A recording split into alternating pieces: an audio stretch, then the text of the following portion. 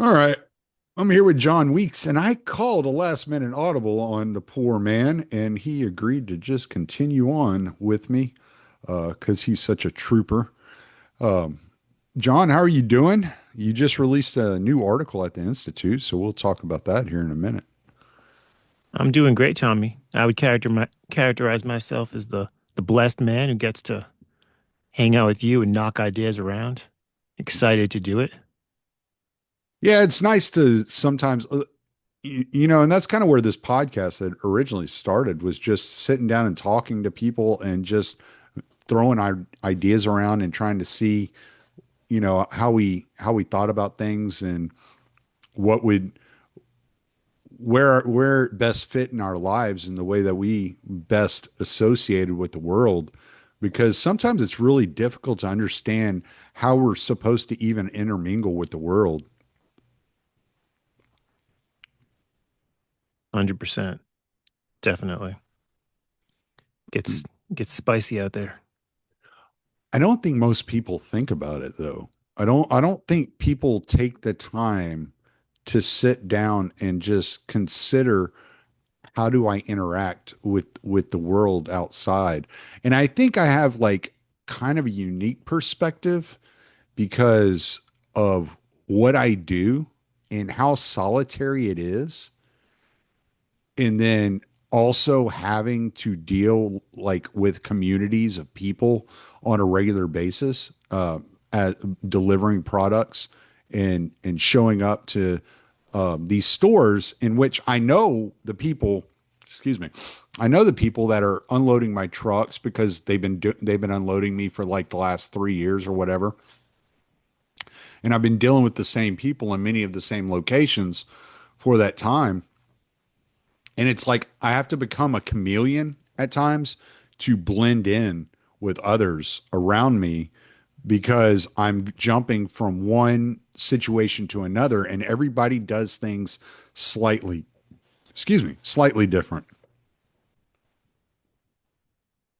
Do you find that to be taxing on you?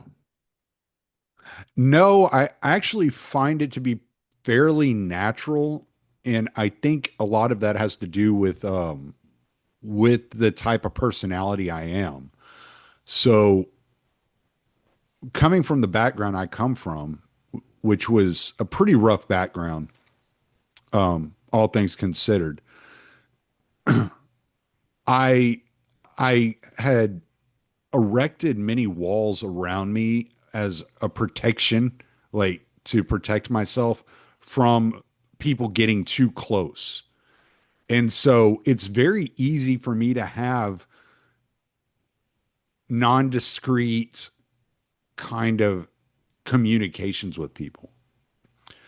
What's really difficult for me is to actually have an in-depth like relationship. That's where the difficulty plays into me. Just for instance, with my church, I went to my church. I was going to my church for over 3 years before I had like a true relationship with the people in my church, and that includes my godfather. Like I would talk to him, and kind of, but to actually have that like in-depth relationship where I can sit down and have a conversation about who I am and what I'm really about, that I'm still a work in progress. I mean, I still find myself like putting up these barriers, people for people that I'm really close. Even my wife, sometimes it's like she's like, "What are you doing? Like, what are you doing?" And I'm like, "Yeah, we've been married for over 12 years now. Like, I shouldn't have this kind of a resistance to intimacy that I do have at times." I think it's definitely natural to want to defend oneself and to therefore set up defenses. And it's hard to know like who should we let the drawbridge down for? These fools coming with the Trojan horse. What's going on? And I can definitely empathize with like, yeah, those kind of more like superficial relationships that you can bounce around to throughout the day, especially um, in a workplace situation where you interact with like different people from different walks of life. Um, and kind of just yeah, you know them. You've been knowing them. You might even have like, how's the kid's soccer game and stuff like that. Hmm.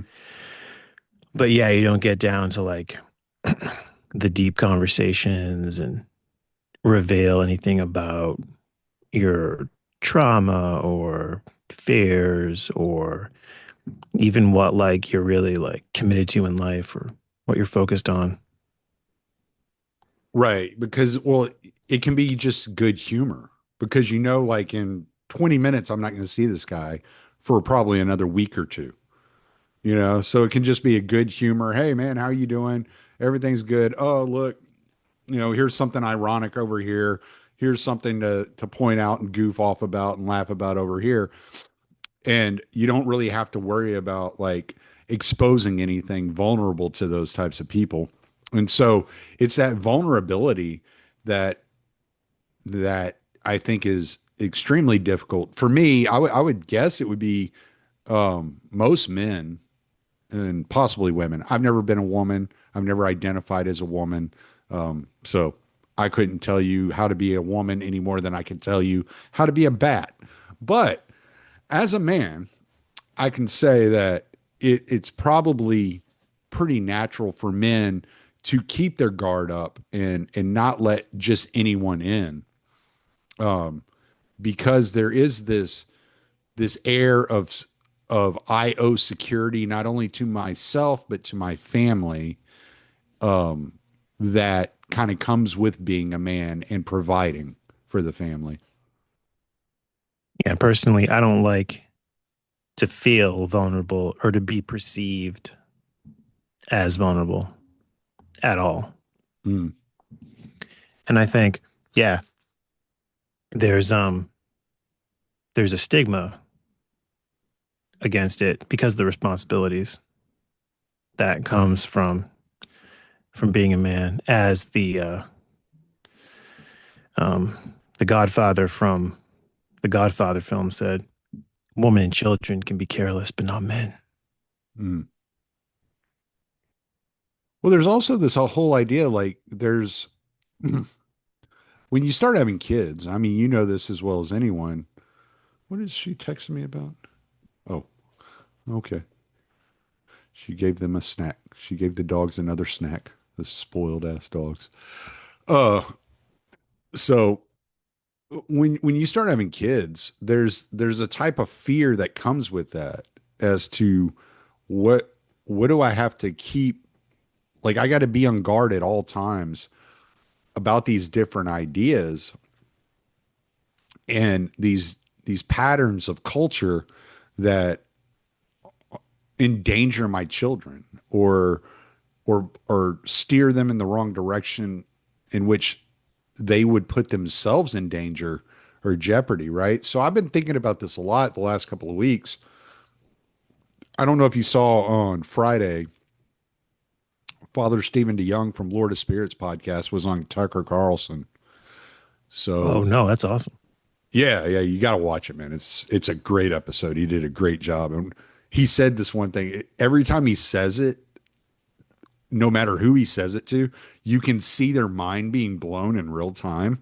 And what he says is he goes, the way that ancient people like consider thoughts, it's like your mind was a sensory organ. It wasn't like this thing that creates thoughts. He's like, have you ever like stopped to think like, okay, right now there's no thought, and now I am creating a thought, and now there's a thought. Like that's not how this works. That's not how thoughts and ideas come about. He goes, your mind is a sensory organ no different than your eyes or your ears. And so the West in the post enlightenment era, we don't look at it that way, but nobody has ever like explained to me the process of creating a thought. Like, how does that work? And you can see people's like brains in real time, just like, oh shit, yeah, like that's right, you know. And you're like, yeah, that's one of those things that I heard that I was like, oh wait a minute, like I'm thinking I'm looking at reality wrong. But anyway, so yeah, he was on, and one of the things he's been touching on the last few episodes of Lord of Spirits, and even on Tucker Carlson, and I've invited him on my podcast, but I have not gotten a response. And if I have to, I will drive to Lafayette, which is only an hour and 45 minutes from my house. I will go to Lafayette on a Sunday morning for a liturgy, and I will invite him in person to be a guest on my podcast if I Get must some. go that far. It will happen. But one of the things I do want to talk to him about is culture, because has this he has this understanding, and I think it's the correct understanding of pre-modern societies and the way that they viewed culture. And they viewed culture in this, just to kind of get my spin on it, I'm going to kind of paraphrase what he's saying, and I might have it a little wrong, but I think I got the general concept. So if you read about the formation of Israel and how Israel was formed, it had nothing to do with DNA or genealogy or ethnicity. The way Israel was formed was those that put the blood of the lamb on their doorpost were then protected from the angel of death, right? And those people, whether they were Egyptian, Ethiopian, or whatever they were at the time that they put that blood of the lamb on their door, became the 12 tribes of Israel, right? And so becoming a culture in the pre-modern era was to participate in a particular type of worship. And it broke down within Israel to be circumcision and then the participation each year in the Passover, right? The eating of the lamb on the Passover, which was goes back to the blood on the doorpost, the celebrating the Passover of the spirit of death that passed over the people that put the blood of the lamb on the doorpost.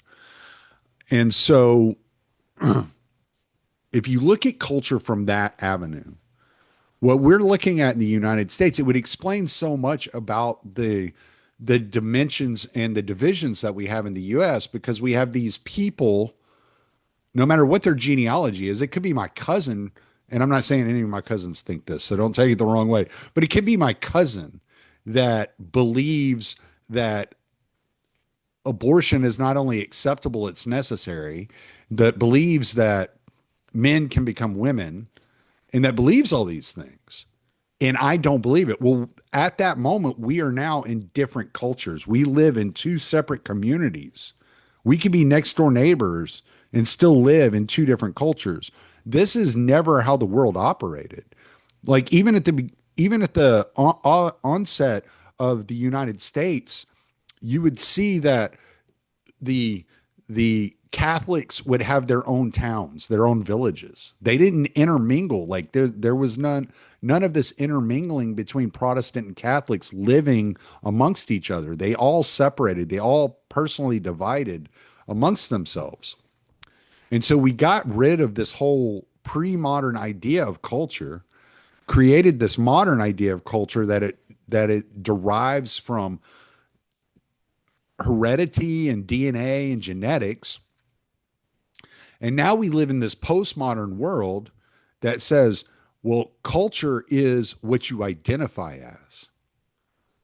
It's not even like, it has nothing to do with anything solid, that culture is fluid and you can just go from one culture to the other. And this comes to like kind of your article, where you can just bring people in from the Philippines or from Mexico or from Colombia or from Saudi Arabia and just incorporate them into the local culture, whatever that may be. In Texas, it's going to be different than in Michigan, which is going to be different than in New Jersey, which is going to be different than Montana. And I know because I drove over the road for years and I've dealt with all these people. It's not that there's a problem with the people. There's not an issue with the people. If you go individually, meet one on one, you know, I can be buddies with somebody who's from Canada, which I am. I have friends from Canada, but we view the world. We have differing presuppositions about the world and about the way that things interact. And so when you start intermingling these presuppositions, you're basically dividing worship within a community. Well, that divides the community. And then the community has divisions. And you end up with like what we have today, where there are probably, you could probably break it into like 7 sectarian groups within the United States or something like that. Maybe more, probably more, but that all have these different ideas of culture and what is acceptable within their daily lives. And by going to an Orthodox church and becoming part of that community, part of that family, intermingling with that, I observe the culture a lot differently. What I see outside of the church is much different than what I see within the church. And I belong to the culture of the church, which is what shapes my mind, shapes the way I live my life, shapes how I interact with the people outside of the church. But not everyone outside of the church views others in the same way. I hope all this is making sense. I feel like This I'm is, rambling, but at the same time, I'm I trying to feel make like a point. man, you're dropping some fire, and I feel like I'm vibing with what you're saying. You're speaking my language, and you're definitely like hitting upon ideas that I've been thinking about recently, going back even longer, and especially since we've been um, doing our series on Alinsky together. Um, so let me toss some thoughts back to you about what you're saying and ask you some questions that I've been had percolating. Um, and bring in the Lord of Spirits podcast that you got me into. And I listened to an episode they did talking about modernism and postmodernism. And I found it to be just really great ideas. Had me uh, thinking about some things in a new way. Also, kind of confirmed some views I had, which felt good, but expanded my perspective on what postmodernism is. So I'll give you the model of Western philosophy I've been using, which I got from primarily from the Christian philosopher Paul Maxwell.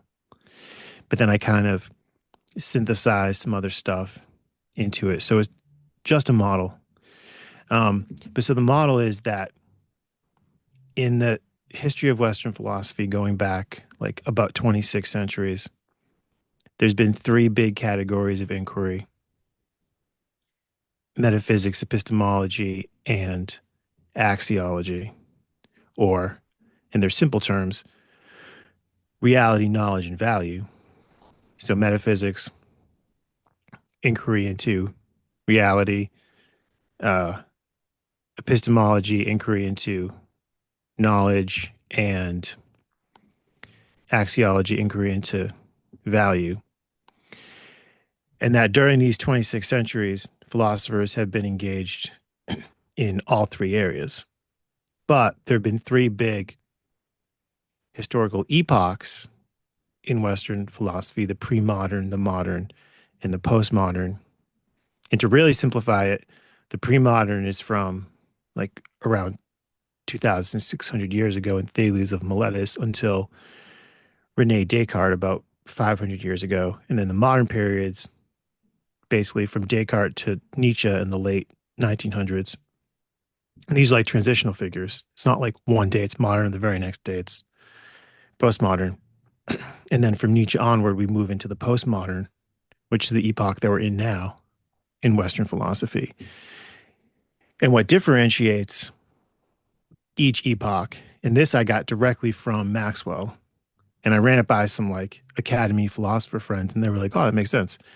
What differentiates each epoch is the emphasis they place on those categories. So for the pre-moderns, they emphasize metaphysics. The moderns emphasize epistemology, and the postmoderns emphasize axiology. And in Maxwell's model, within axiology, you have ethics, aesthetics, and politics. And what's interesting about that is there's other models, and just to name two, in Ayn Rand's objectivist philosophy model of philosophy, she has five categories: metaphysics and epistemology, just like Maxwell, but then ethics, politics, and aesthetics. So she breaks those three out and makes them their own big categories where he collapses them into axiology. And then Jay Dyer, who you got me into, and who I saw your great interview with, I've seen him, his model is metaphysics, epistemology, and ethics. It's really similar to Maxwell's, but he prioritizes ethics as its own part of the big three categories instead of collapsing it in with aesthetics and ethics. And one thing that they said on the lower spirits is that, yeah, in the post. I'm listening, but I'm gonna grab something real quick because you Oh, hell just yeah. brought up. But I'm listening to you. All right. In uh, the postmodern philosophical perspective, where they're emphasizing axiology, so they're emphasizing values, they're especially emphasizing ethics and ethical values. And so, if I'm understanding this correctly, you start with like a value like I value fairness, Mhm. which I'll get to ethics more specifically in a minute, the model of ethics, but you value fairness, and then you see that the society is creating these unfair results, and you're like, that's wrong. And then someone says to you, yeah, but it's like, dude, like no, we're not actually equal. Like people are different. And so, yeah, if you use IQ tests to screen job applicants, you're going to have like these disproportionate effects on these different identity categories that you're using. It's like, well, no, I don't want that uh, knowledge shaped by white supremacist power. I want to go with my value. Um, Within ethics, there's three big normative systems. Normative just meaning like what you should or shouldn't do, and specifically how you should go about figuring out what you should or should not do. And it's virtue ethics, deontological ethics, and then consequentialist ethics. And in each category in the academy are the privileged like versions. And the privileged versions are Aristotle's virtue ethics, Immanuel Kant's deontological ethics, and either take your pick, there's no consensus. John Stuart Mill's consequentialist ethics or Jeremy Bentham's consequentialist ethics, both of which are called utilitarianism. And we had talked about utilitarianism on uh, our series Mhm. on uh, Rules for Radicals. And you had said that that's the dominant ethical paradigm of the West currently. And I would say what that means is that people really focus on um, like harm and care of an action, and they focus on justice, which just means to them fairness. Mhm. Which is funny because in the past like maybe year, I've seen people like critique society and say that it's almost like the state just treats the society like it's a kindergarten. It's like kindergarten morality, and women especially because of their um, predispositions to caretaking. Mm-hmm. will have that idea of like people as like basically like kindergartners. They just deserve to be protected and taken care of and have resources provided for them. And then they just extrapolate that to everyone in society, to all the immigrants coming in Yeah, it's with very no concept, maternalistic. Yeah. right? With no conception of like, well, how is this going to be produced? Mm-hmm. Because yeah, the kindergartners aren't producing wealth, but they're children. But what about when we have adults who aren't producing any wealth? Or should we just bring them all here and then have the people who do produce wealth support them? Um, but so then, we've been talking a lot about the religious frame of reference. And so I have this friend, guy's super brilliant, guy's a polymath, Michael Weaver. And he wrote this book called The Observer Chronicles. And it's cool. It's kind of like a modern day Platonic dialogue. Mm-hmm. So he's got these 7 characters, and they like to gather every Friday and like talk about philosophy. And each character represents a major archetypal frame of reference. So there's the preacher, the mystic, the materialist, the physicist, the philosopher, the engineer, and then the tavern owner. And the tavern owner, he actually told me this, represents like the psychologist. Mm-hmm. And it's great. It's like they all just talk shop and knock ideas back and forth, and they fight with each other. But then they're like, "Whoa, like you believe that? Like that's so similar to like this thing," and it's really cool. And he really does a good job of like respectfully showing like each frame of reference. So I've been thinking about that and bringing in the work of another friend of mine, Mark Ajita, who writes a lot about like he writes about the history of reason. He talks a lot about like the rise of civilization, the archaic states, and the cultural shatter zone that led to Athens. So now I'm going way above my pay grade. But I was wondering, I was like, okay, from like the rise of um, tribal human arrangements, where you have like, or what I would call the rise of the patriarchy, defined as um, coalitional male proactive aggression mediated through language. You have the dominant frame of reference is religious Mm-hmm. in the society. And when you get to so that's from like when we're tribes up until when they're starting to build bigger villages to the archaic city states. And what Mark Ajita would say is like belief is just something that they like completely embody. There's no dissensus in these social organizations. Like you were saying, there's no, well, this person thinks that abortion is fine. This person is horrified. And this person thinks that men can become women. And this person thinks that's insane. There's nothing like that. They have true belief and it's grounded in ritual.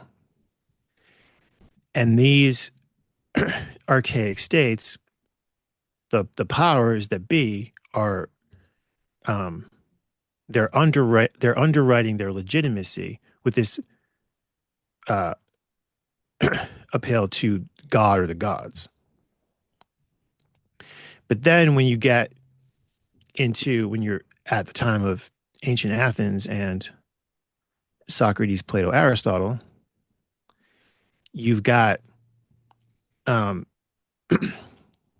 the religious frame of reference has been perhaps, and again, I'm above my pay grade, has been displaced by the philosopher's frame of reference.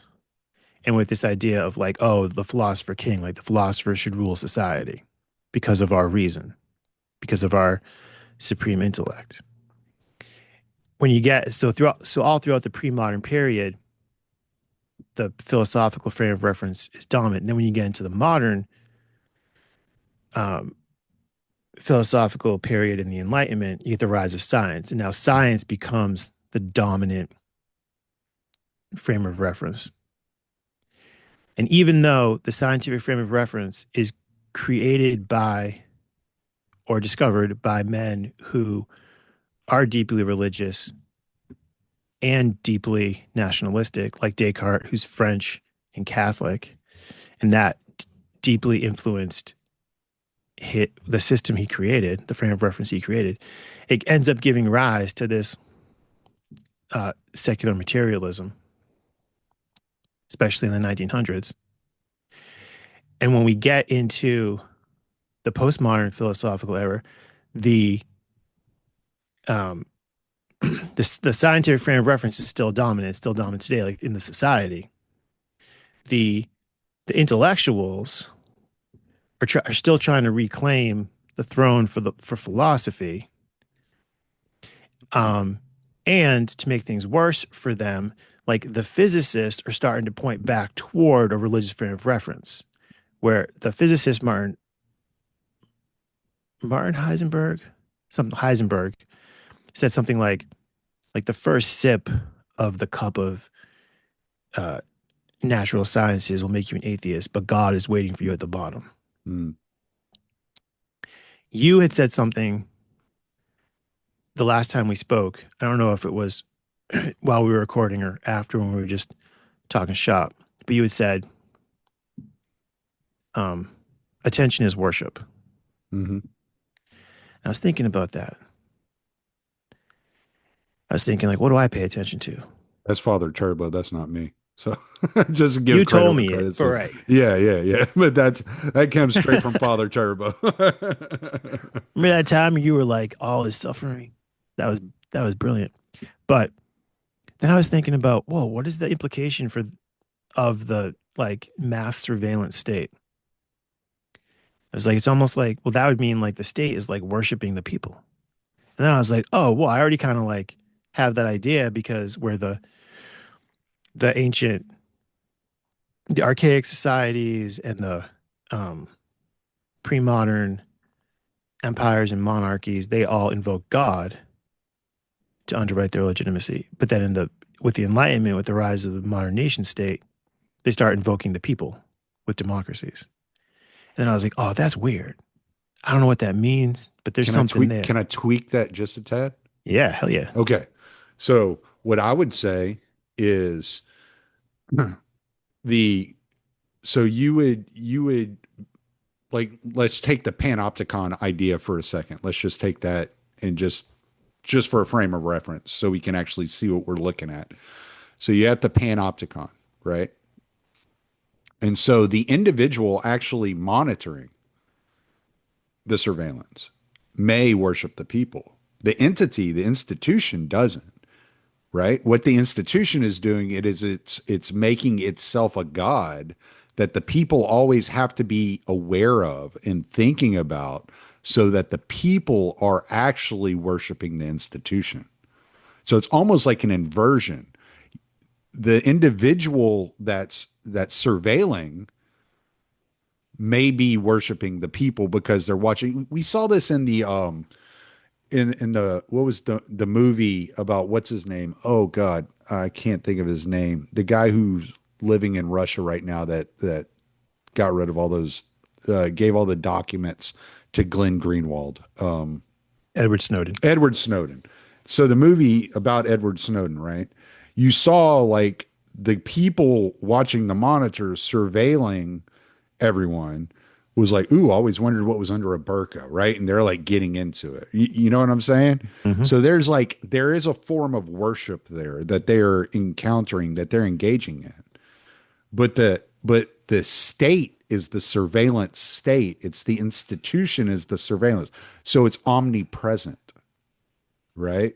It's all Total knowing. information awareness. Right. It's all knowing, all present.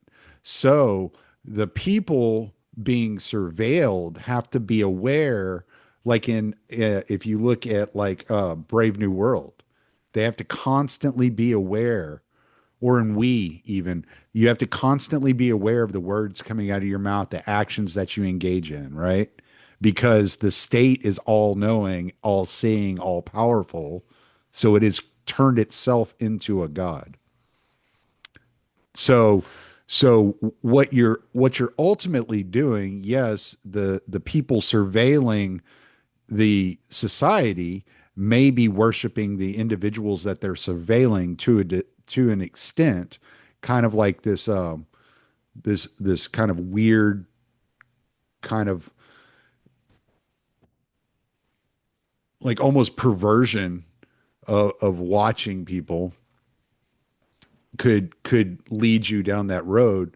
But at the same time, the thought crimes, the speech crimes are what gets you in trouble. So you have to be aware of the state at all times. So you're constantly thinking about the state watching you. And this is kind of what the West has done to God, right? Has turned God into this, yeah, God is all knowing, God is all powerful, God is all these things. But it's not from a, a judicial framework, right? And so when you turn it into a judicial framework, then you have to be paranoid constantly of your actions. You have to feel guilty. But what does that do? That centers you, right? That doesn't center God. So you've made yourself the most important thing in that in this relationship. Like the way I act, the way I engage with the world is the most important thing. But if you take it and you invert it and you truly worship God, then what you're doing is you're focusing on God constantly, not because you're afraid of the penalty that will come down upon you if you turn away from God, because you want to please God. It's like being in a marriage, right? When you're married to somebody, you want to please the person that you're married to, not because you're afraid of the consequences of not pleasing them. It's because you like to see them happy. It's because that's what love is. Love is actually sacrificing your own needs for the desires and needs of the one you love. And it has nothing to do with consequence. And so when you invert that and you turn God into a judge instead of a loving creator, the state is then duplicating that idea of the judge, the constant judge, the all knowing, all powerful, wrathful judge that is constantly surveilling the people. And it makes the people paranoid of the state. And so that paranoia then creates a situation in which the people of that state are fearful of that institution and therefore not don't worship out of love, but worship out of fear.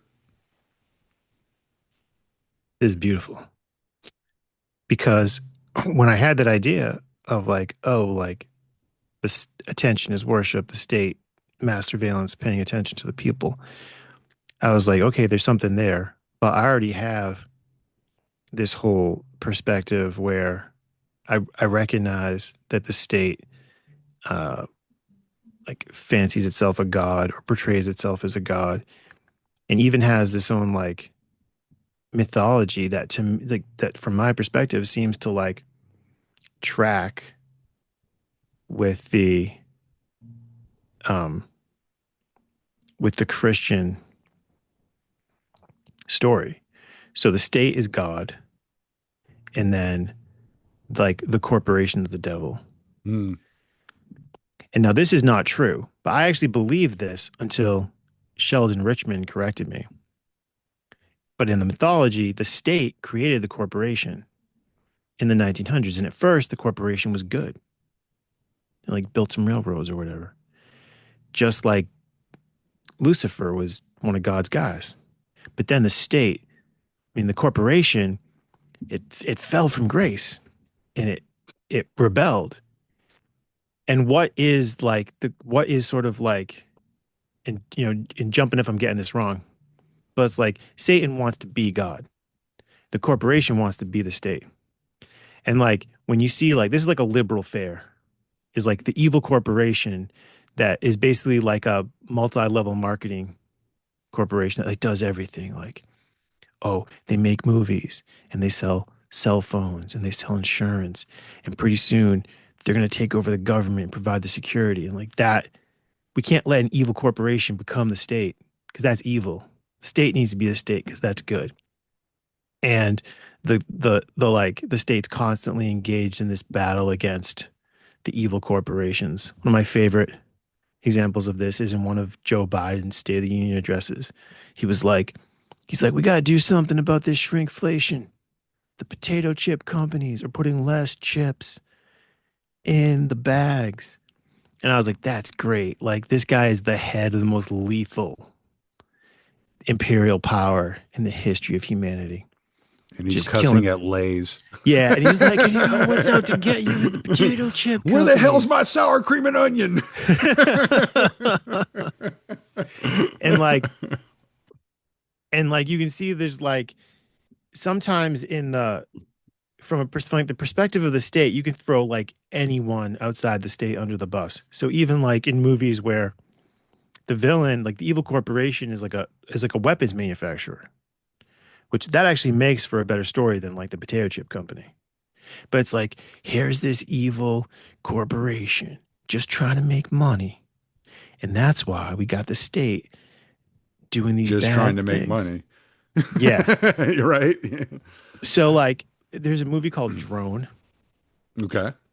and it's with the main character is the guy that played uh Eddard Stark in Game of Thrones. Okay. And he's a drone pilot. And like the premise of the film is that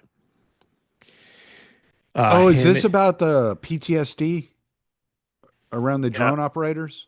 No, I mean it kind of like touched upon that a little bit, Okay. Okay. but I might be this thinking is about a fiction. different movie. Yeah, I might be thinking about a I think different you're movie. thinking of like National Bird, Maybe. which is a It's documentary. been a long time since I watched it. Yeah, it might have been a documentary. It was years ago when I saw it. So But like, yeah, it's funny because like those guys get PTSD really bad. mm, And people hmm like make fun of them or like, why are you sitting in a room? yeah, you're But playing yeah, video games all day. yeah. Yeah. Because they're just tracking these people for like months and months and they kill them and they know they killed them. Right.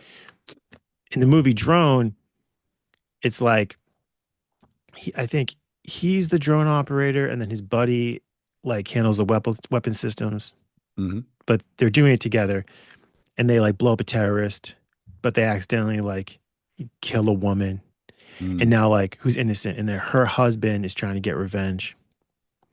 But the thing is so great about the film is that it's a private contractor that's carrying out the drone hits, which is Hmm. in reality is not true. There isn't a corporation that just gets the contract to kill someone, as far as I know, and then does it with drones. Like there are contractors in the room, but it's a state operation. Like you're at a military facility when you're doing that. Yeah. So basically, the message of the film is like, all right, here's what happened in America.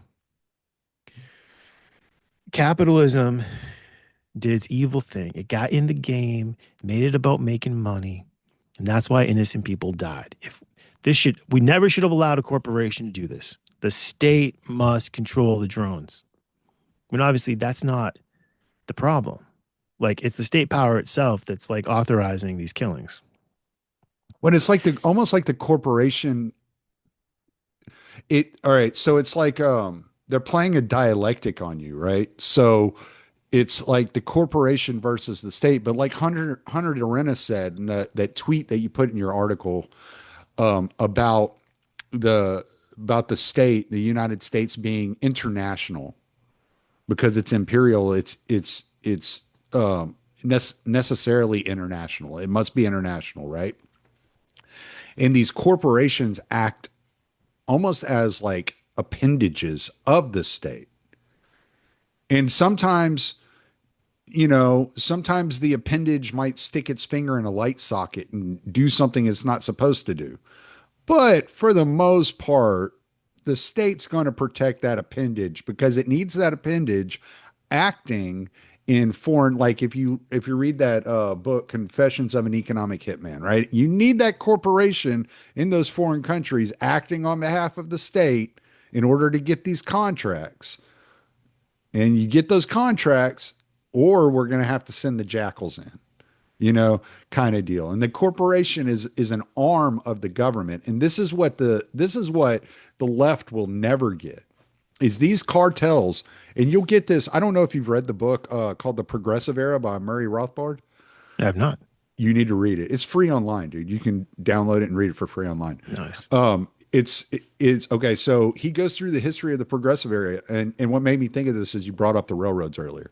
He talks about the cartelization of the railroads being an appendage of the state. This is why Jesse James was not only fighting the railroads, he was fighting the state. He was fighting the government as well, right? Because the government, what the government ended up doing with the railroads, just for example, is they came in and all these homesteaders, they took their homesteads from them. And then they said, okay, we'll sell you back the land for $1 an acre. While they were telling the railroad companies, we'll sell you the land for 50 cents an acre. Right. And so, as long as the railroads operated as cartels, managing prices together, then there was no real competition because it wasn't a price competition. It was a price management scheme that kept all the railroads and all these businesses in business. So, Backed by state power. backed by state power. Exactly. So you have to, so what you, the way I look at it, at least, and I'm not going to tell anybody how they should look at anything, but the way I look at it is I look at corporations, these large corporate entities, these international corporate monoliths as appendages of the American imperial model operating in cahoots with America, which is why they're never shut down, which is why they're allowed to run free reign over people. Just as a quick aside, this is what I went and grabbed a while ago. So this is a book by Jay Dyer.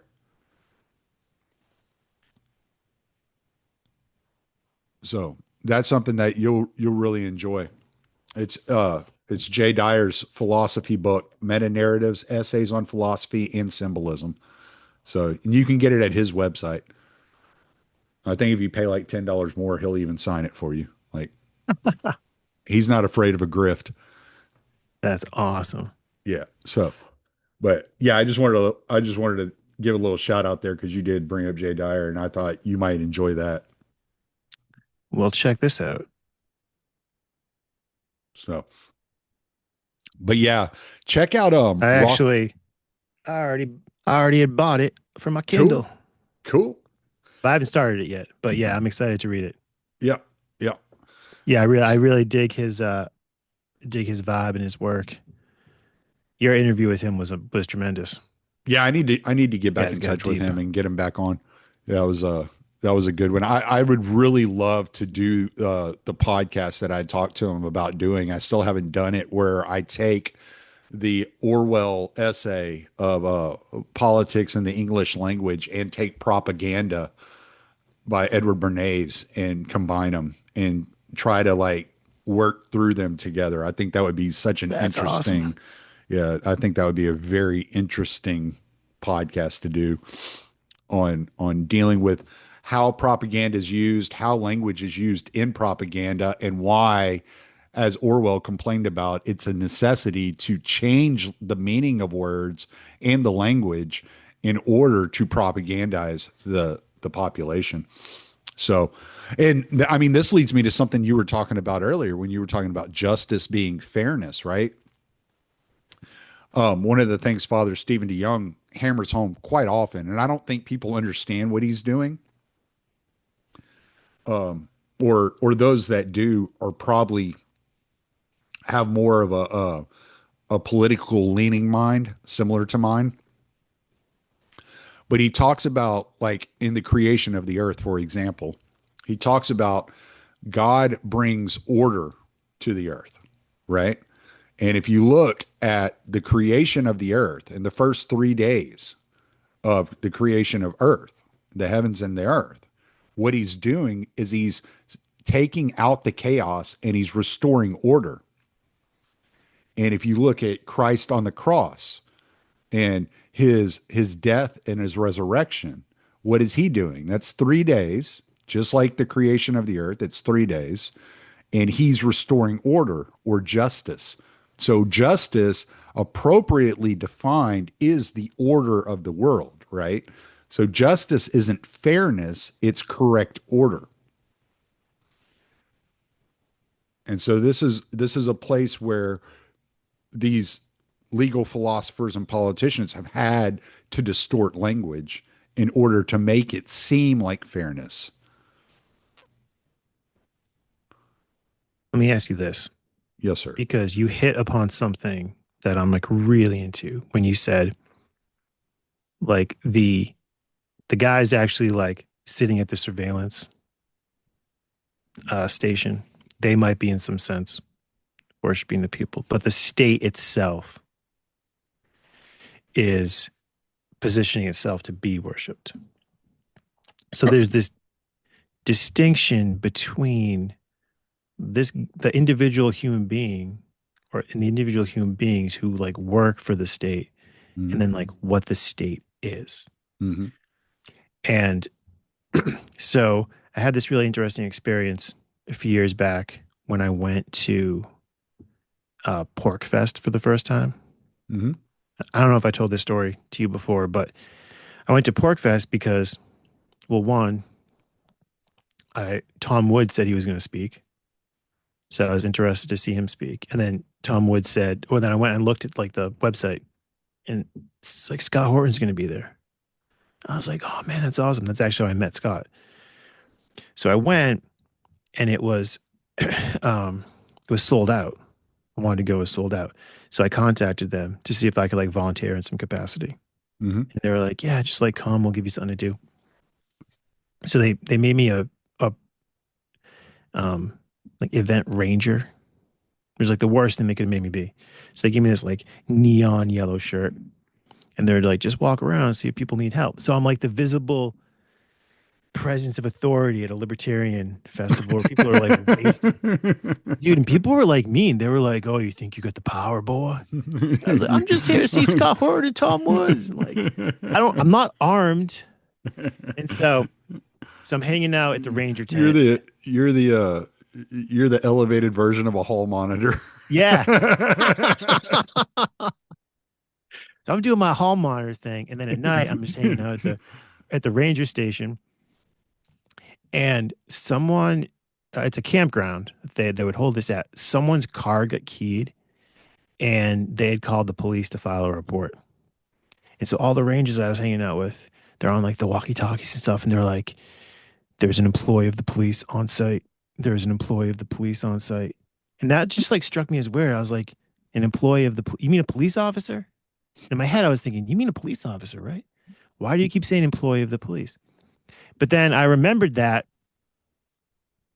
And when I started getting into this idea of corporate agency, I was like, oh, that's beautiful. There's a difference between this person and then like what that police agency is. Mm. And the idea of corporate agency that I'm in, that's like basically in the academy, they focus on just like the corporation because they're like anti-capitalists. But I've talked to some of these people and they said, yeah, it's perfectly applicable to the state. The state's a corporate agent. So it's a highly organized collective organization in which enough people have effectively subordinated themselves to a rational point of view that none of them actually has. So I'm like thinking about that. I'm like, oh man, that's really good stuff. Trying to sort of like get deeper into it. And then in that Lord of Spirits podcast that you'd recommend I listen to, they said something really cool. They were like, an ideology is like a spirit that possesses someone. Mm-hmm. And I was like, I got chills when they said that. I just got chills again when I just recounted it.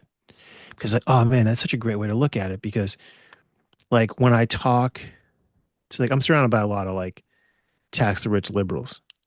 And I notice when I talk to them, it's like I can just trigger them to like bring forth the spirit. In fact, it's almost like you could say it's like they're possessed by a demon. If you wanted to do an exorcism, there'd probably be a way to do it. And like the first step would be like make the demon show itself. Mm-hmm. So be like, isn't it crazy that like the average IQ in Somalia is 67? And then the ideology comes right up and it's Yeah. like, it is like, it's not sure what it should say. It's like, say that's not true. Or say, yeah, but that's because of the environment. If we took them and put them in our environment, then if you're saying if we took adult men from Somalia and put them in Minneapolis, their IQ would shoot up 40 points. Is that what you're saying? Right. You know, IQ is a white supremacist construct.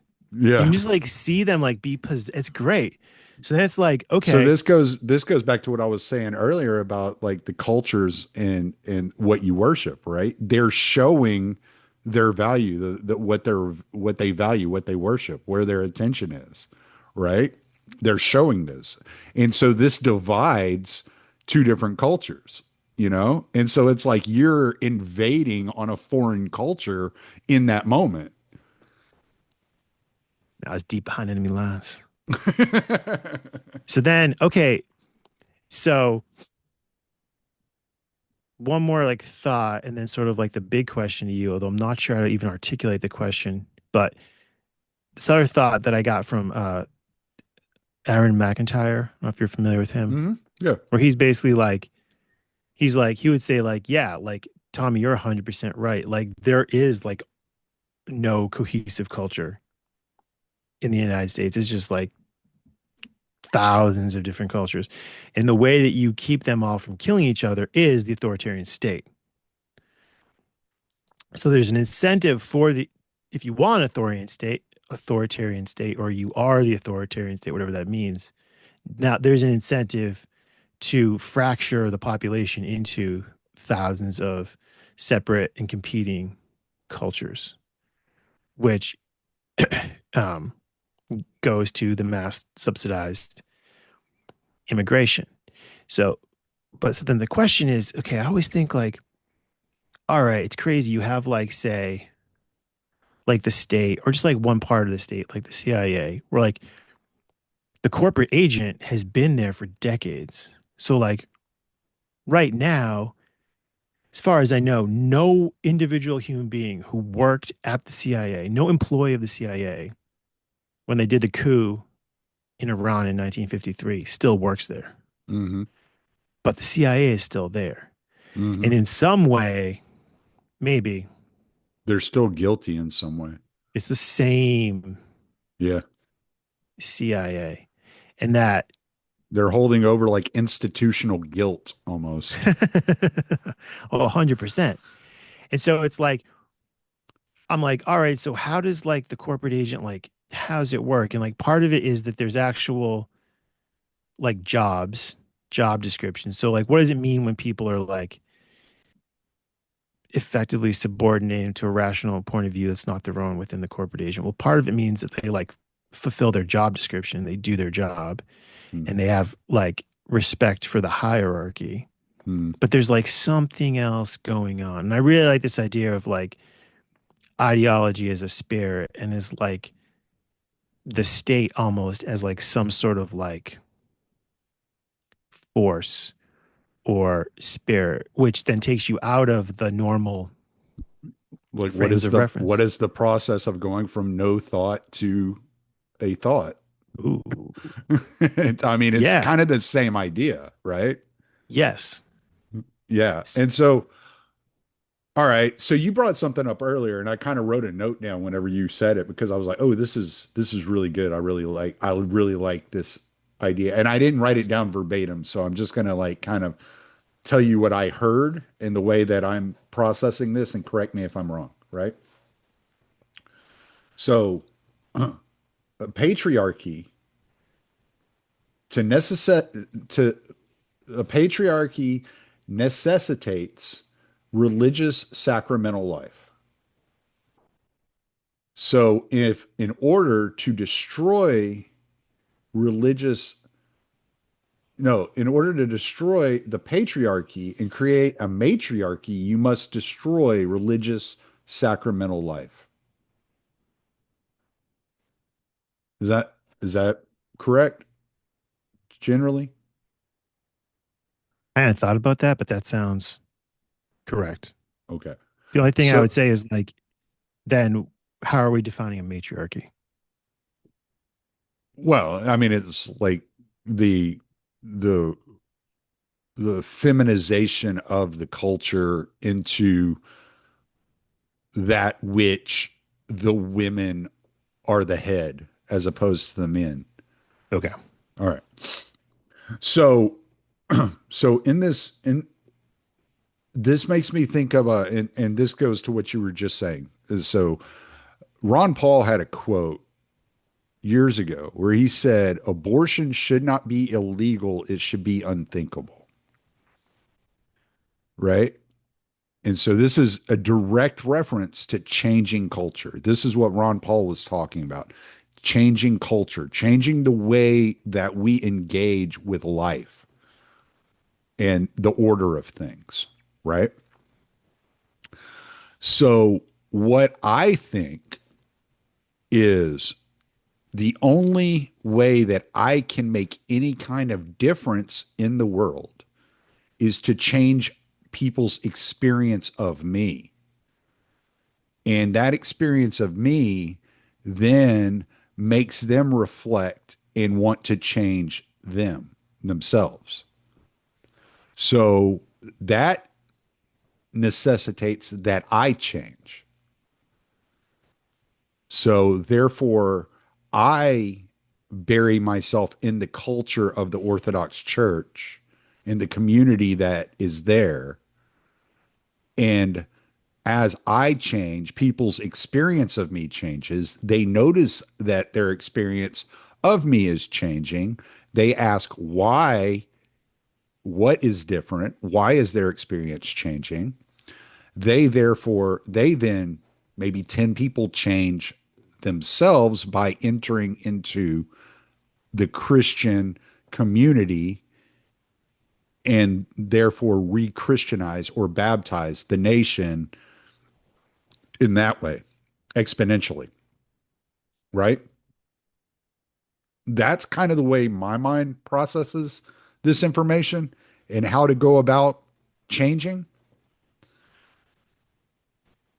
what we see as normal in our society today is not orderly. It's not justice. There's any given day, I don't even get on Twitter anymore. But if I get on Twitter and look at what's going on and what's trending in the news, it's chaotic and disorder. Well, that's not what Christ came to do. He did not come to create chaos and disorder. He came to create order and justice, right? So the way that I participate in creating that order is by aligning myself with Christ. And then you make transing children or abortion or any number of these things that we look at and go, what is happening to our society? You make these things unthinkable. You don't have to make them illegal.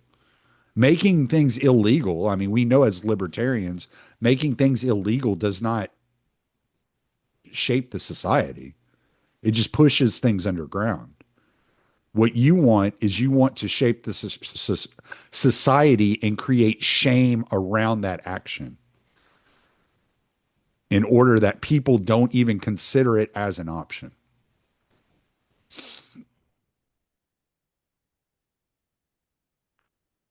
It's like Christ wasn't a rapist, right? Like that. I mean, that's like the easiest way to think about it. Like he Wasn't that kind of doesn't guy. he doesn't force himself upon people to make them believe. He lets you come to him freely through free will. And so the model of Christ is that of setting the example and changing people's experience of you. Okay, so then, and there is this tradition of um, personifying order as masculine and chaos as feminine, and the idea of like the chaotic waters, Mm-hmm. the abyss. It's like you're coming out of that. You're coming out of the feminine, and the masculine is like building the walls to keep Mm-hmm. the city safe. The dams. So okay, so then if we think of the matriarchy, it's not that it's taking over the order. It's destroying the order. Hmm. I like that a lot. I always find it like I wish I had a time machine and I could just like go back 100 years and just like walk down the street and just observe like, yeah, what people thought was unthinkable. Mm. And it's like funny, people will do this like this meme where they show like scenes from Nazi Germany. And it's like the swastika is just hanging on every building down the street. And then next to it, they have like a picture from today where it's the LGBTQ flag, Hmm. one of those, and it's just like hanging everywhere. And I Yeah. notice that now when I like walk down the street in the city, I'm like, it's hanging at like the cafe. Hmm. And whereas before I wouldn't have thought, um, oh, I would have thought like that place probably has good coffee. But now I Right. think, oh, wow, like that is like something that wouldn't have been there 100 years ago. And now, like, so many people just are going to experience that as like, that's the normal order. Mm. When you're actually walking through this, like, almost kind of like chaotic wasteland.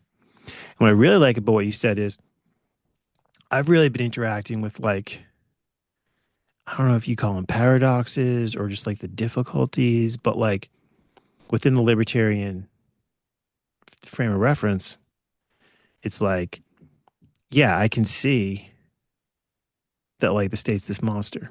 I can see like the horrors that it unleashes.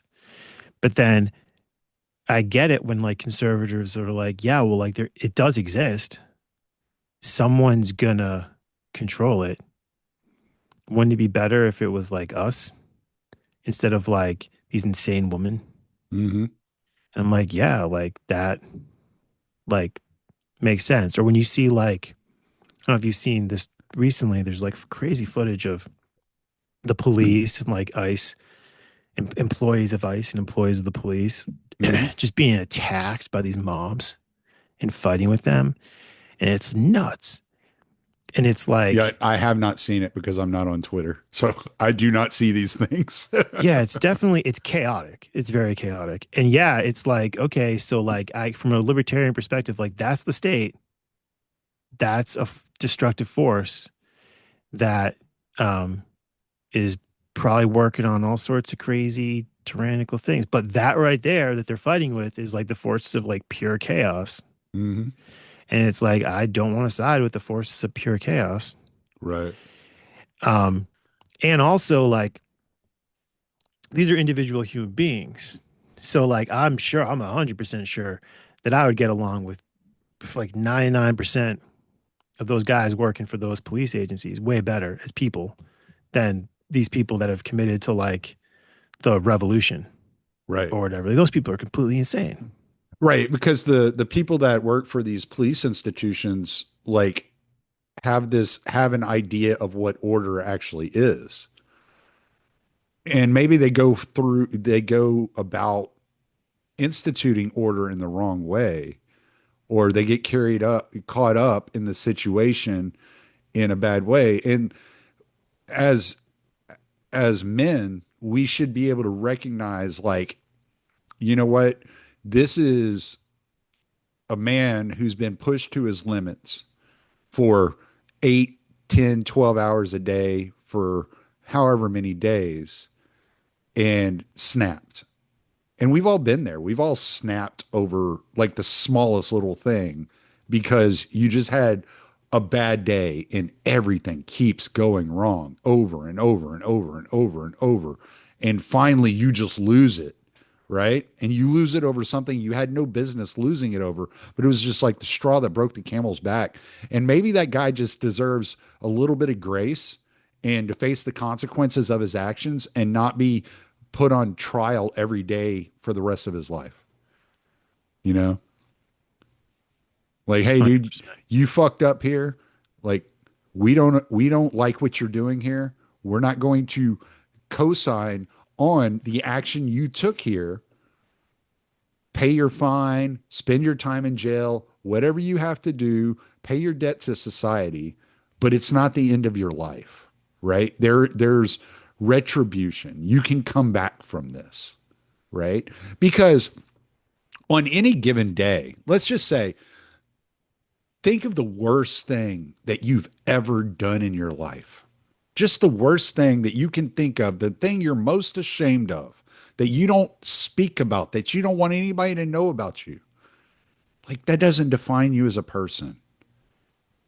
That was a moment, right? And you did it and you regret it and you learned from it, you repented of it and you've moved on. And that's the way that we should like understand this. If these people are pathological in their abuses, then obviously they should be held to account. If they take a life, they take a human life, definitely held to account. But you hold them to account that one time for that one thing, and they pay their debt to society, whatever that may be. You don't have to put them on trial every day of their life for the rest of their life. And that it's not good for anybody to do that. It's not good for us to hold that bitterness towards people, and it's not good for them to experience that. It's not good for anybody in this situation. You know, I was reading through some notes from an episode I did last October, and Buck had just had Father Peter Hears on his show, and Buck was asking him about the death penalty and what the Orthodox view of the death penalty is. And Father Peter Hears made a really excellent point. He said the punishment for any crime should be what is best for the salvation and repentance of the person that persecuted that crime. That's what we should be thinking about. We should be thinking about what moves this person closer to salvation, what moves them closer to repentance. And that punishment should meet that standard. And I thought that was just remarkable. I was like, yes, okay. That's a different way of looking at how to deal with people and how to deal with law and justice and crimes. That's so fascinating because again, I'm still on the Twitter. So every day I'm seeing like this guy who'd been arrested 100 times. The judges kept letting him go. Just Right. killed someone. This guy had been arrested for like violent shit, not just like um victimless crimes. But I'm like, oh my God. And it's like it does seem that there's like this ideology of fairness. It's like, well, this individual standing before me as the judge, this individual accused of this crime, who, yes, is on film, beating this person up, stabbing this person, whatever it may be. This Right. person is part of a group within our society that has been systemically oppressed for centuries. And I got to engage in this restorative justice. What's best? Institutional guilt. What's best? So it's almost like this in weird inverted version of what you were just saying. Like instead of saying like what's best for this person's salvation to like pay their appropriate penalty and repent. It's like what's best for like this idea of like fairness for the group that they represent or What something. makes me look more compassionate? I gotta look compassionate, so I'm gonna let him go, Yeah. and then, um, you know, that's just clearly releasing more chaos into the society, Right. like craziness. Um, but then sort of on the flip side of that is the people who are upset about the chaos, who are like, well, now we need to use the state and start publicly torturing people, because they think that's how we're going to restore the order. We're going to Hmm. bring people to the town square and we're going to draw and quarter them in front of everyone, even the children. And then people are going to get through their head this behavior is unacceptable and this behavior will become unthinkable. And I actually like have had that like thought, like I've always, as far as I can remember, I've always been against torture. Mm. And like, and people would say to me, like, what if someone did something to like someone you love, you know? And I'm like, look, I don't know. I might want to torture that person, but I believe that torture is wrong, that like I'm fine with killing them, but like once you have a person, another human being like in your control like that, What does it like to do to you? also what yeah, also what does it do to you? It does horrific stuff to you. And also it just seems like some pure evil to do to them. But then like I started having the thought, because I see all these people advocating torture to restore the order, and I was like, oh, maybe there's like maybe I was overlooking something. Maybe like, and maybe this is like historically what was going on with torture. Maybe there's like the moral injury aspect. But maybe when the chaos gets so bad, what it does to the people who do the torturing is it like they get to view themselves as like committed to restoring that order. It like brings the order back for them in this like embodied way. I'm not saying I've become pro torture. I'm not. I'm still against it. But like I could empathize with Mm-hmm. why people would start to think like that Mm-hmm. because the chaos is getting so bad and so in your face every day and just so crazy. And when you have people you care about, you have to worry about. You're like, are you serious? We're going to let this much amount of chaos exist in our society? This is Mm-hmm. just insane. Yeah. Yeah. And that's what I was saying earlier. We have that compounding fear as parents. Every day we look at the society around us and we see the disorder, we see the chaos. And our instinct, our humanly like nature calls for like stamping it out, like make it as painful as possible so no one ever wants to do this again. But that's not the way that Rome was converted to Christianity. And we always have to consider that.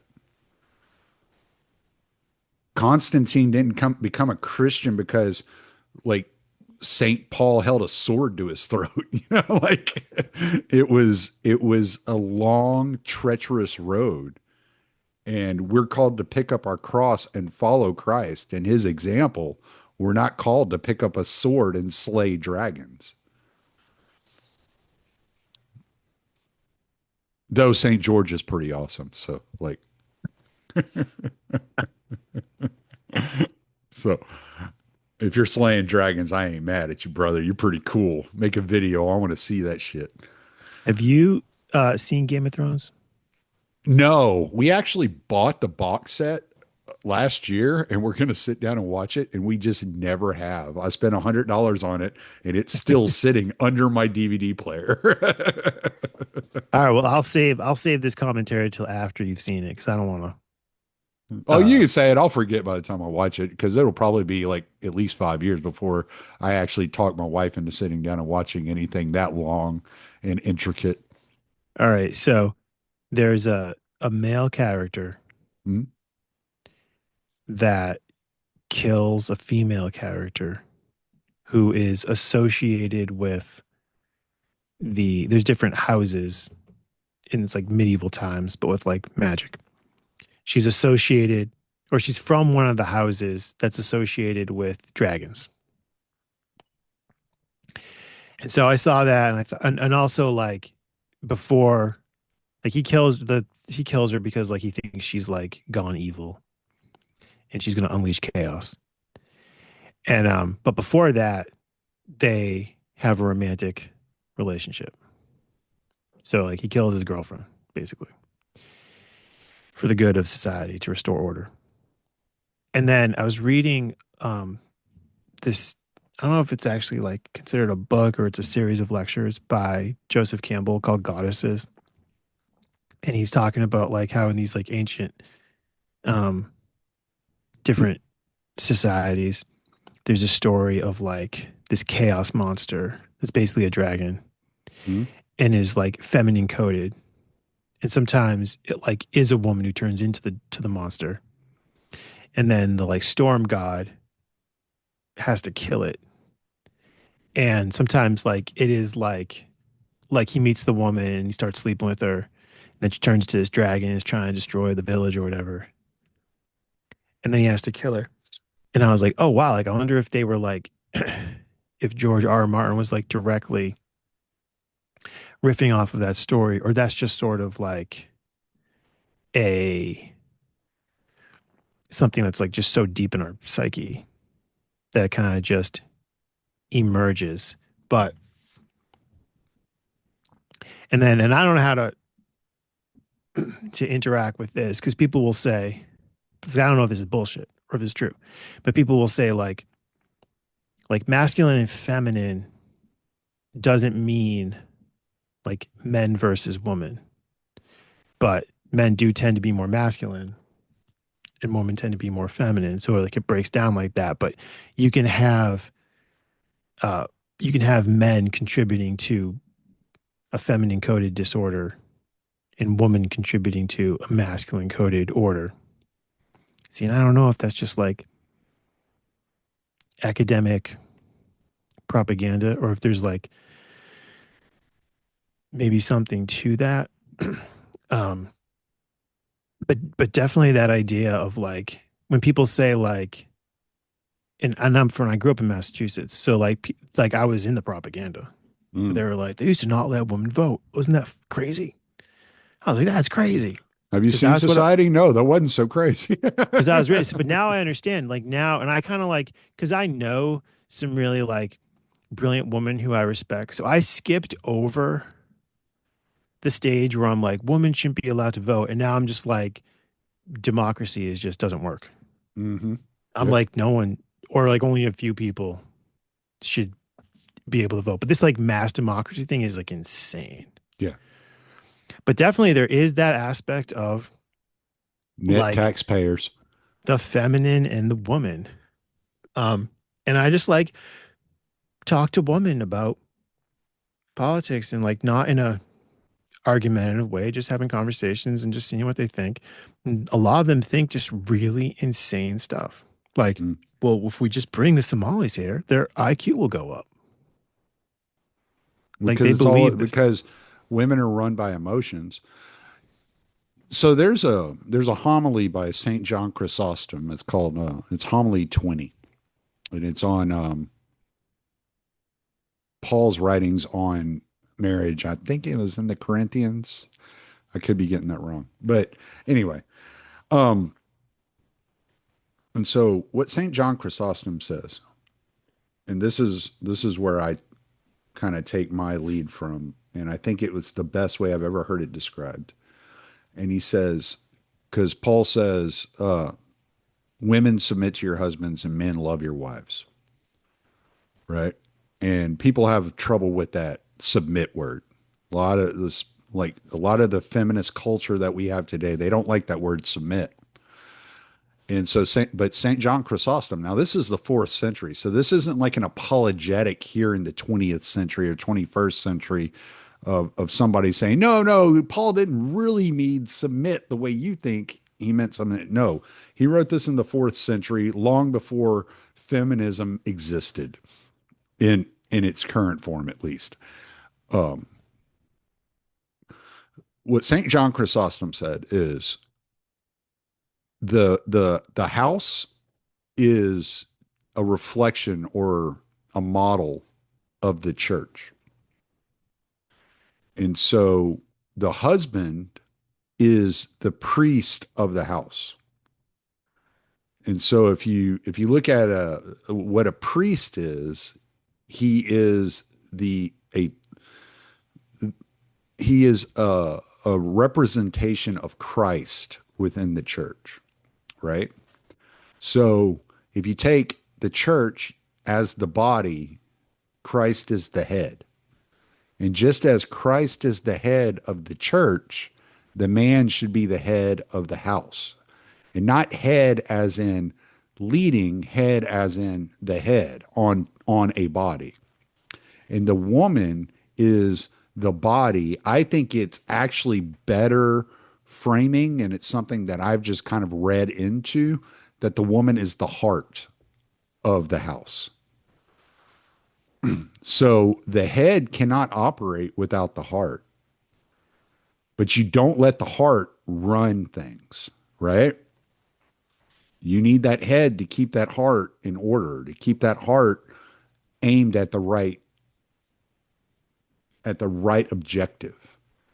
And so being the head of the house and is not about controlling the woman.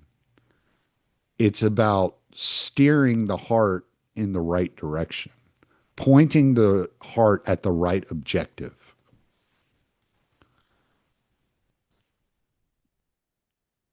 Have you seen the film Metropolis? No. It's like an early Hollywood film. And there's like, it's about a guy from like a super privileged kid from a super wealthy family. His dad like runs a society. And then he falls in love with a like a woman from the working class. Mm-hmm. But they have this line, their society has this line where it's like the heart is the mediator between the head and the hands. And it's saying like this guy. You were going to say the head and the groin. But it's like so like the elite are the head and the workers are the hands and the heart's mediating between them. Um, to go back to this idea of corporate agency, Hmm. this one idea I really like is this idea that like the corporate agent is a material object and its material is the human beings that work for it. So it's like you're part of a body. You even said Yeah. like you were like the corporation is an appendage of the state. You get a Mm-hmm. job at the CIA. Now you're part of this body, Mm-hmm. the body of the Central Intelligence Agency. What is the head of that agency? I don't know, but it's not Christ. And um, this idea that the that as part of the household, as a representation of the church as a body, that the head and the heart are both needed. Mm-hmm. So I'm wondering if that this is like a legacy of the Enlightenment where like the head is emphasized over the heart. So if you say to people like, well, the men are the head and the women are the heart, then women get offended. And you're not saying the head is better. Mm-mm. You're not saying it's more, you're saying they're both important by themselves. Yeah, uh if you have a head without a heart, you have like Mao, like you have Stalin, right? You have like this authoritarian. You have to have the heart. right. That heart keeps you grounded to compassion and empathy, which you definitely need to function in society, right? And so, but you can't let your heart lead everything that you do. You have to be look like you got to realize the head contains the eyes and the ears. So all the warnings come from the head, but all the love comes from the heart. This is tracking. This is tracking. um Let me ask you this, connected to this. I find it really interesting that there are people who identify as transgender. Mm, And so it's presented, it was first initially presented to me as like, well, this is a person who feels like they are a man trapped in a woman's body or a woman trapped in a man's body. And I was like, oh no, I saw Jurassic Park. I guess that could happen. But then they get surgery on their body. And like some might say horrific surgery. And then I've always wondered, or I haven't always wondered, but recently I've wondered, well, okay, so you feel, and with all respect, I'm not hating, you feel like a man trapped in a woman's body. And so your solution is to operate on the body to make the body look more like a woman's body or a man's body. Why don't we just So give you a pharmaceutical that makes you think. Do you know why I never bought this argument? Because I'm a man. And if I were in a woman's body, I would never leave the house.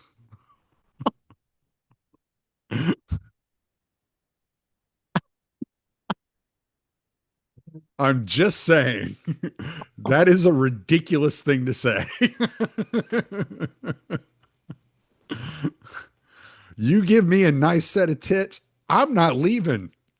I'm in the shower 24/7, baby. I'm sudsing up.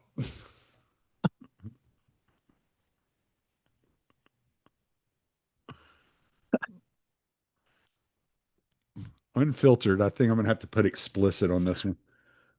Or at least a trigger warning. Something.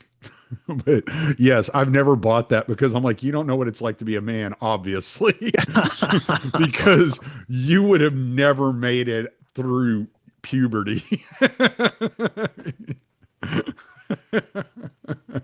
You would have killed yourself during puberty. Been suicide by masturbation. It would have been the first and only case. All right, fine. A woman in a man's body. But I'm saying instead of doing the surgery on the body, Hmm. why not just intervene in the psyche? And I think the reason that would horrify people is because that's them. Yeah. They're their mind, they're not their body. And I was like, why don't we just um, you know, sort of find a way to get past that emphasis on like the mind over the body. But I could find no way around it. But now what you're You know, saying is great. Father Stephen talked about this during that Tucker interview towards the end of that interview. And not to give away like his entire conclusion, but he, you know, being a priest, he's dealt with a lot of different issues with people. And he says the root of most of this is exposure to pornography or abuse as a young child. And so the cure is not surgery on the body. It is like what you're saying. It is a mental issue. It is something that is deeply held within these people. They are deeply traumatized and hurt, and they need professional care from somebody who spiritually can lead them in the right direction in order to become more comfortable with themselves. And it's the reason why after the surgeries, the suicide rate doesn't decline.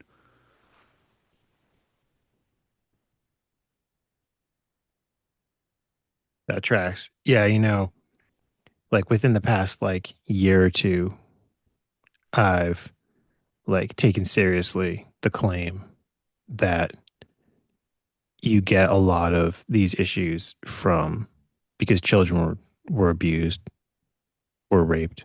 Hmm. And there's this guy that I don't even know him, but we're Facebook friends. You know how Facebook friends go. Yeah. And he is like the like poster dude for gay men. He is like super nice.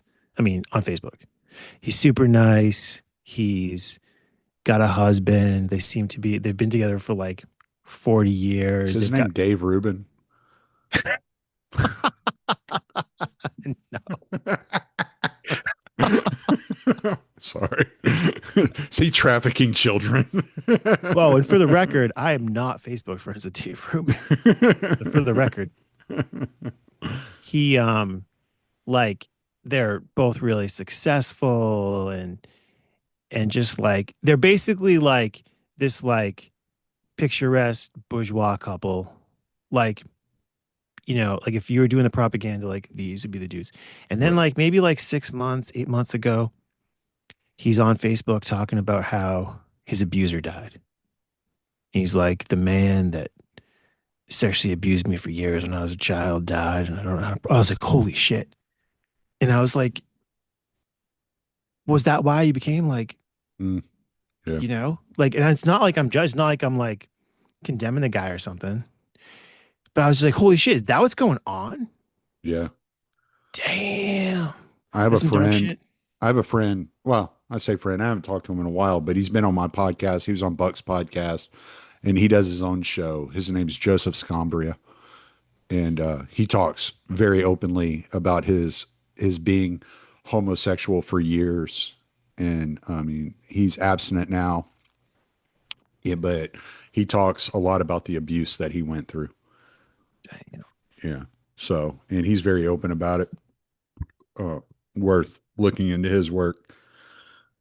I really like the guy. One of the ladies I go to church with is close friends with him, and and they both come from Catholic backgrounds. So I'm not going to dive any further into that subject without him on here.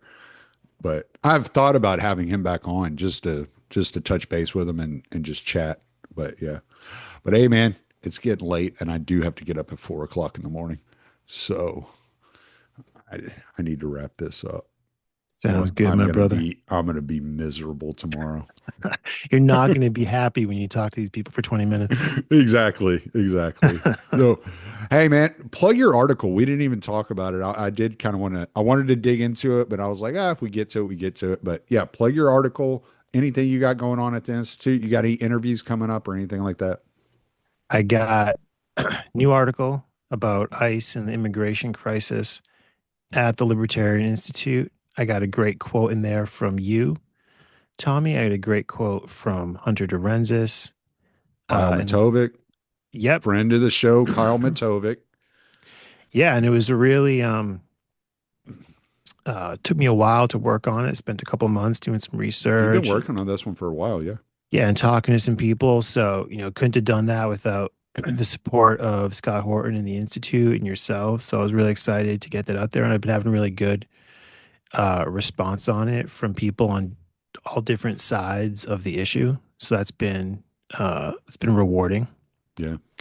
Um, and yeah, it's trying to get some new folks on the Anarchic Area Pegida podcast. No one locked down yet. Still need to get you to come on. Yeah. So hopefully I'll get when I get back from Kansas City, my schedule will free up quite a bit more. awesome. So, And yeah, just really excited about the work everyone's doing at the Institute. Really excited about the Scott Horton Academy. It's really taken off. Um, I'm halfway through your recent interview with Dave DeCamp. That's I love amazing. Dave. I love Dave. You guys are great. Two of my favorite guys, and it was awesome to have you guys talking together. And yeah, definitely would recommend that people check that out. It's definitely some good positivity in these dark times. Yeah, we just bullet point the wars. We go through like I think we hit every one of them. I think I might have missed one or two, but I tried to hit every one of them I could think of. There are a lot. That was There's a lot. happening.